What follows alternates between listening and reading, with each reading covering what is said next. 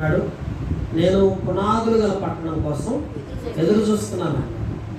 ఎందుకంటే తన ఆశ అంతా దేని మీద?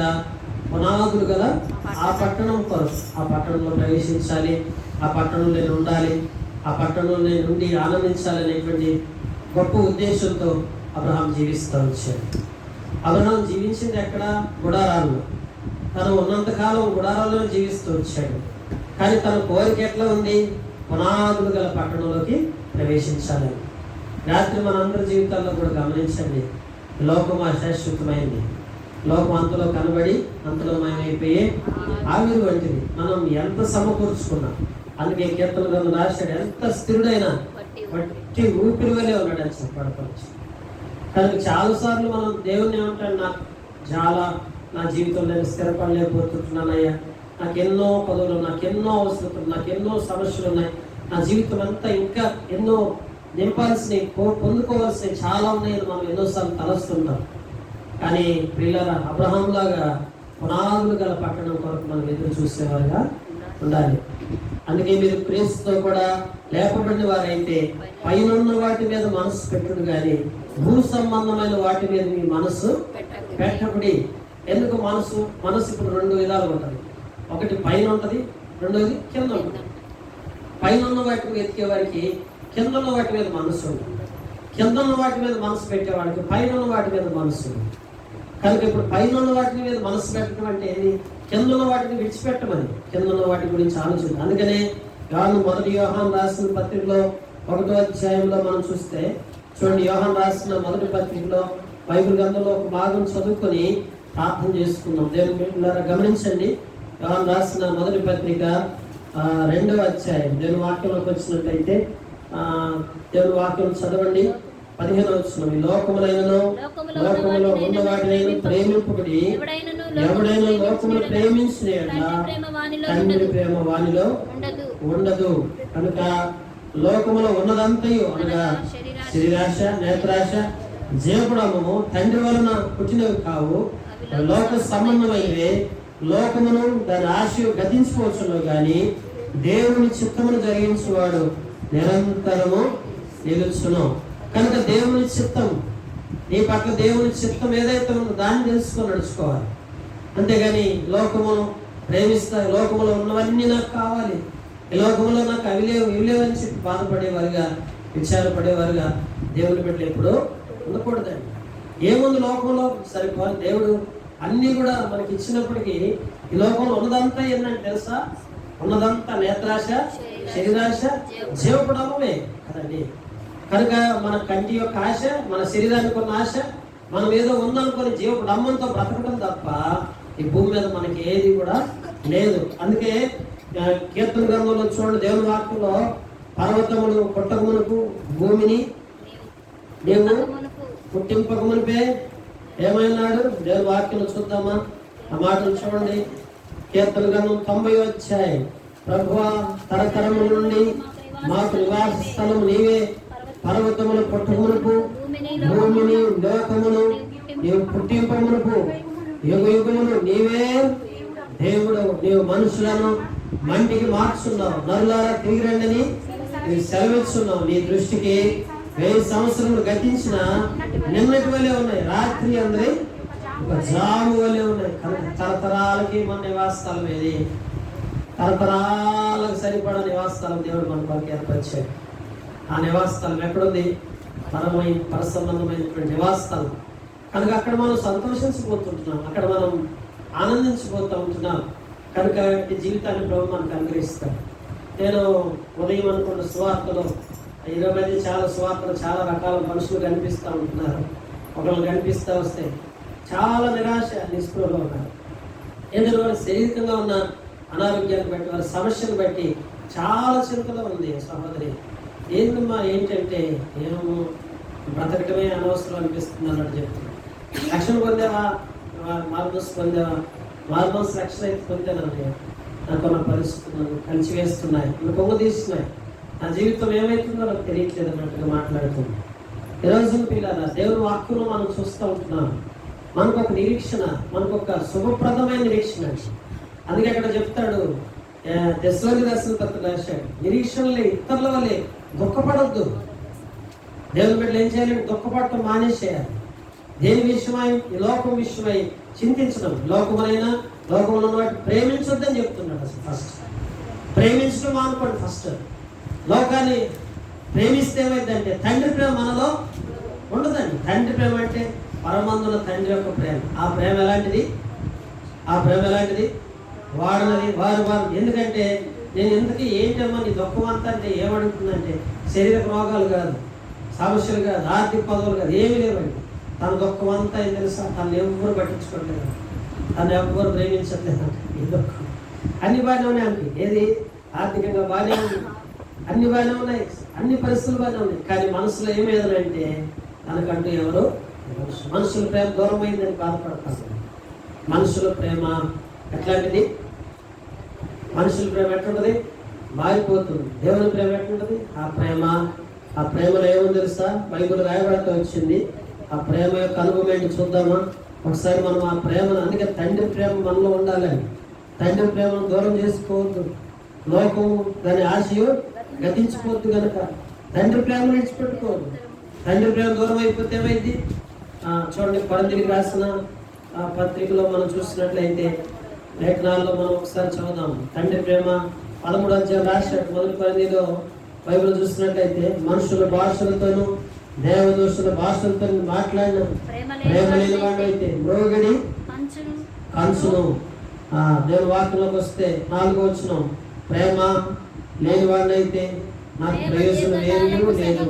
ప్రేమ దీర్ఘకాలం సహించును, దయ చూపించును, మత్సరపడదు, డంబంగా ప్రవర్తించదు, అది ఉప్పొంగదు, అమర్యాదగా నడవదు, స్వప్రయోజనం విచారించుకోదు, త్వరగా కోపడదు, అపకారమును మనసులో ఉంచుకునదు, అన్నిటి విషయమే సంతోషపడక సత్యమునందు సంతోషించును, అన్నిటికీ తానుకొను, అన్నిటిని నమ్మును, అన్నిటిని నిరీక్షించును, అన్నిటిని ఓర్చును.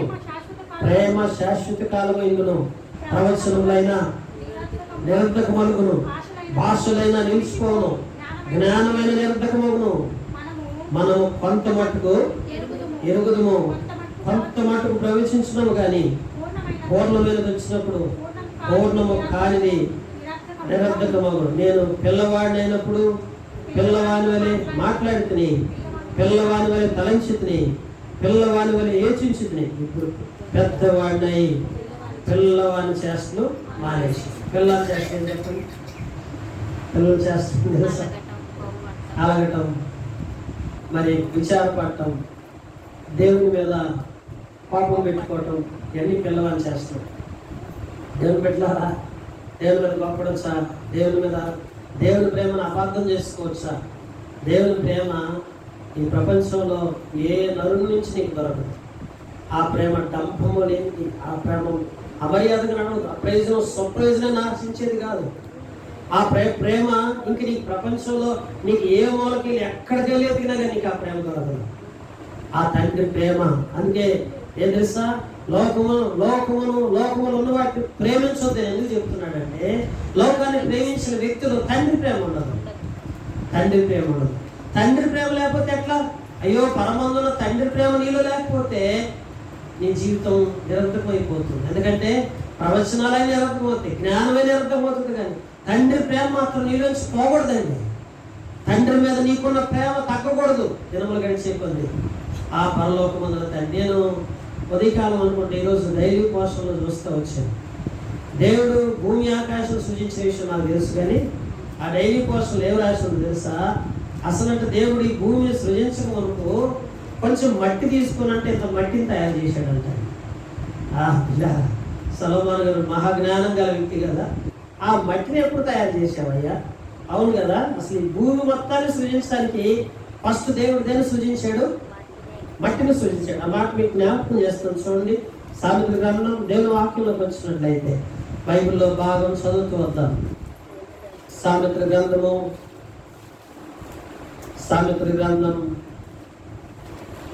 8వ అధ్యాయం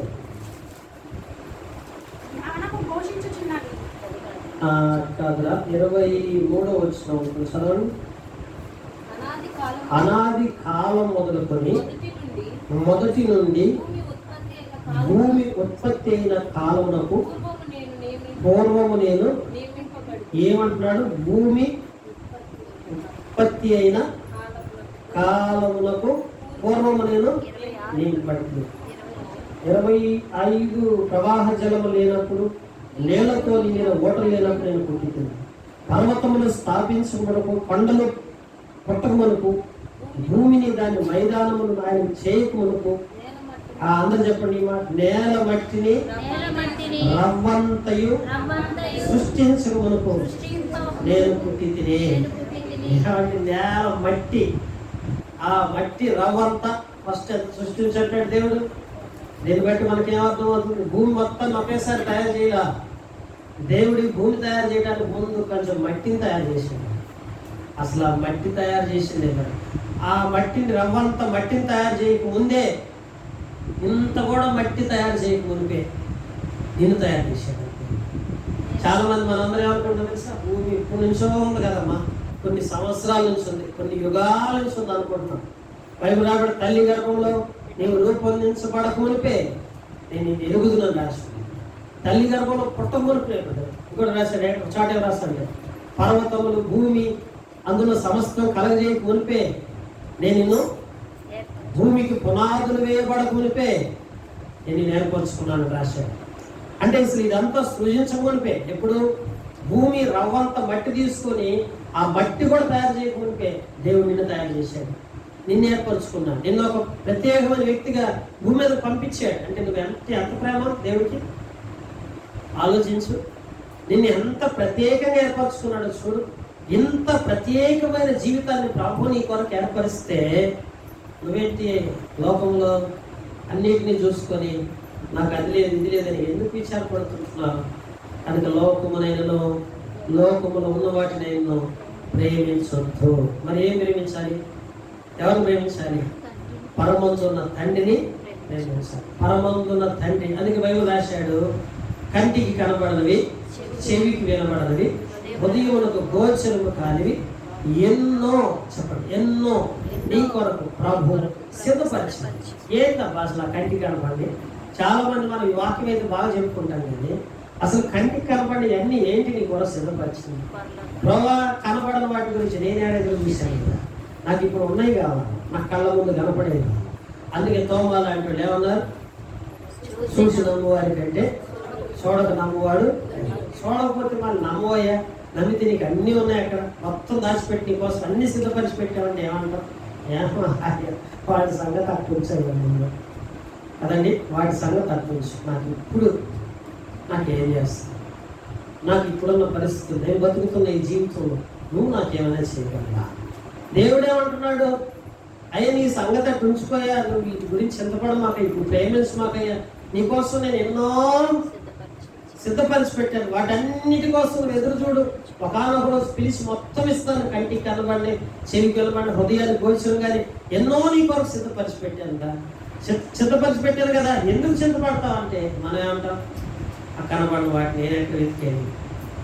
బైబిల్ చెప్తా ఉంది, తండ్రి ప్రేమ నీలో ఉండాలంటే పరసంబంధమైన వాటి మీద నీ మనసు ఉండాలి.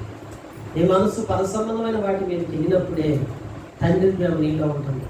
నీ మనసు ఎప్పుడు భూ సంబంధమైన వాటి కొరకు వెలుగుతున్నంత వరకు తండ్రి ప్రేమ నీలో ఉండదు.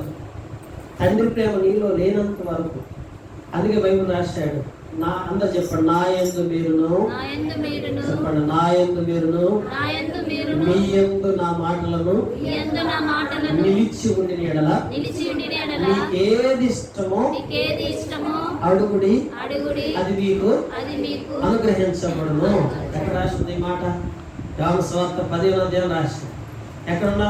నా యందు మీరుండాలి. ఎవరిలో మనం ఉండాలి? ఎవరిలో ఉండాలి? ప్రభువులో మనం ఉండాలి.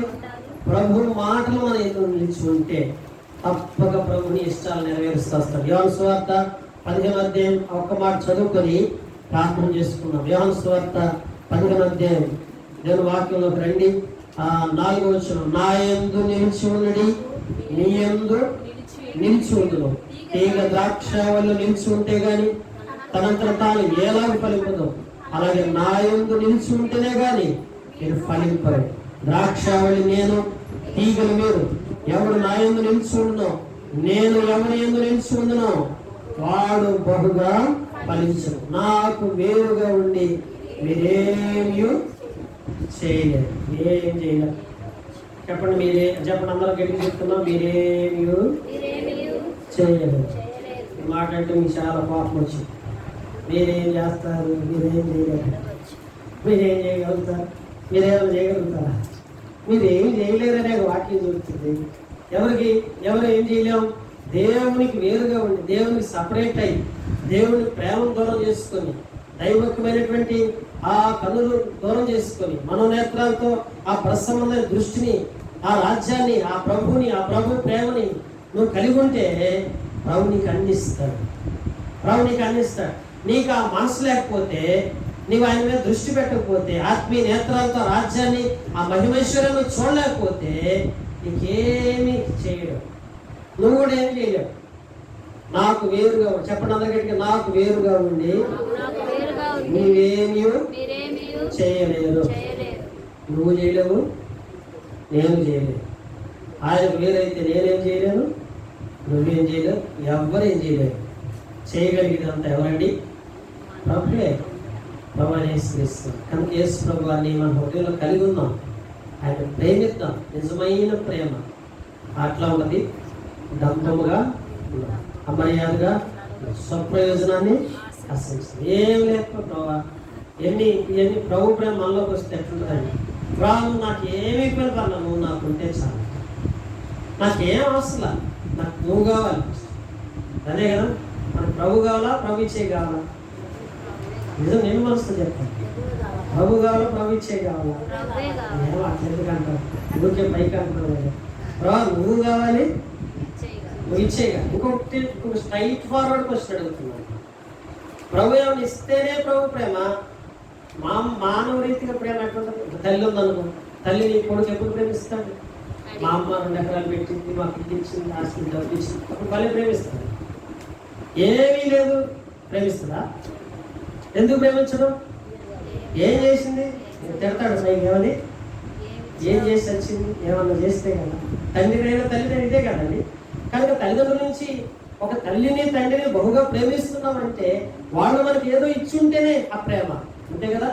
ఇప్పుడు ఇది మానవ రీతిగా ప్రేమ ఇదే కదా. అన్న కానీ తమ్ముడు కానీ అన్న కానీ చెప్పి ఈ రోజుల్లో మొత్తం ప్రేమ ఇస్తే అయిపోయింది. ఏం ప్రేమ? తమ్ముడు ఏమైనా ఇస్తే తమ్ముడు మీద ప్రేమ, అన్న ఏమైనా ఇస్తే అన్న మీద ప్రేమ, కొడుకు ఏమైనా పెడితే కొడుకు మీద, కూతురు ఏమైనా పెడితే కూతురు మీద ప్రేమ. ఏం పెట్టకపోతే, ఏం చేయకపోతే ప్రేమ లేదు, ఏం లేదు.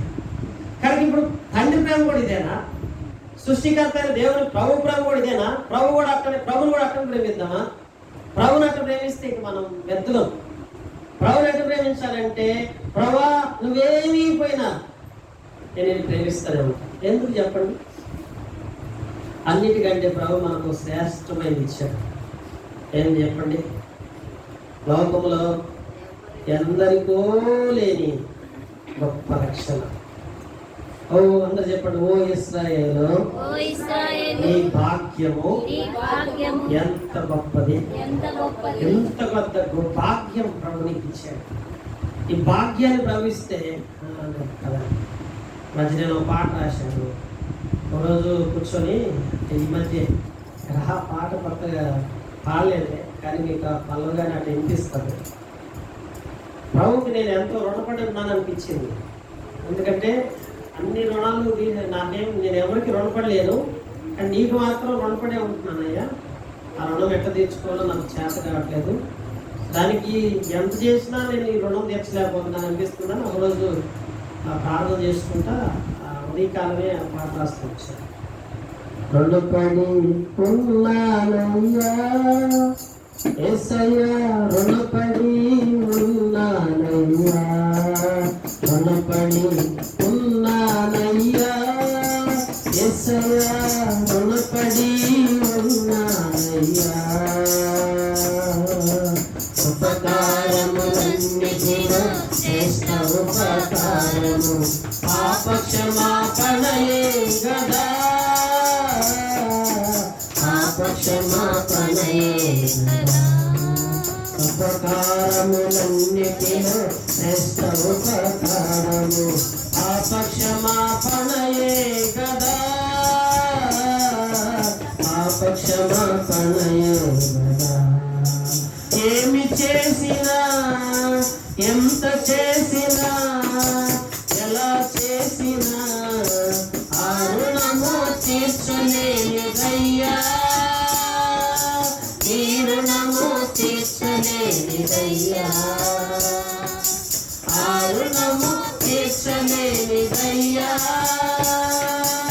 ఈ రుణము తీర్చలేనిదయ్యా. రుణం తీర్చడం కష్టమే కదా. ఏం రుణం తీర్చాలా? ప్రభు నాకు చేసిన ఉపకారం ఏంది? నా జీవితంలో అన్నిటికంటే శ్రేష్టమైన ఉపకారం ఏంటంటే నా పాపాలను ప్రభు క్షమించడం. ఇంతకంటే శ్రేష్టమైన ఉపకారం ఈ ప్రపంచంలో ఎవ్వరూ చేయలేరు. కనుక అలాంటి దేవుడికి ఏం చేస్తే ఏమిస్తే రుణపడి ఉంటాం. కానీ ప్రభు ప్రేమని ఎప్పుడు అపార్థం చేసుకోవద్దు. ఆ ప్రేమ ఎంత గొప్పదంటే ఆయన నీ కొరకు నా కొరకు రవ్వంత మట్టి కూడా చేయకముందు నిన్ను సృజించాడంటే నీ మీద ఎంత ప్రేమ ఉందో ఆలోచించు. ఆ తర్వాత నువ్వు ఈ లోకాన్ని విడిచిపెట్టి వెళ్ళిన తర్వాత కూడా శాశ్వతంగా నీ కొరకు కంటికి కనబడిన, చెవికి కనబడిన, హృదయానికి గోచరం కానీ ఎన్ని నీ కొరకు సిద్ధపరిచి పెట్టాడు అసలు లెక్కలేదు. వాటన్నిటిని నీకు నిజంగా తెలిస్తే నాకెందుకయ్యా ప్రభు ఈ లోకం మీద ప్రేమ అని చెప్పి ప్రభువుని హృదయపూర్వకంగా హత్తుకుంటావేమో. అందుకు ప్రభువుని ప్రేమిద్దాం. రాత్రి హృదయపూర్వక ప్రభు చెప్దాం, ప్రభువా నేను ప్రేమిస్తున్నానయ్యా, నాకు నీ మీద ఉన్న ప్రేమ ఈ లోకంలో ఏటికి మీద కన్నా మించిన ప్రేమ నీ మీదే. ఎందుకంటే నీవు నాకు తండ్రివి, నీవు నాకు తండ్రివి. తండ్రి ప్రేమ మారదు, మార్పు లేని ప్రేమ. కనుక ఆ ప్రేమను మనం అపార్థం చేసుకునే వారిని ఉండకుండా నిరంతరం ఆ ప్రేమను గుర్తేవి ఆ ప్రేమలో సాగిపోతూ ఆత్మీయంగా బలపరచబడాలి. దేవుడి మాటలు దీవించి మన గ్రహింపులో తీసుకొచ్చి మనకు సహాయం చేయగా మోకరించండి, ప్రార్థన చేసుకుంటాం.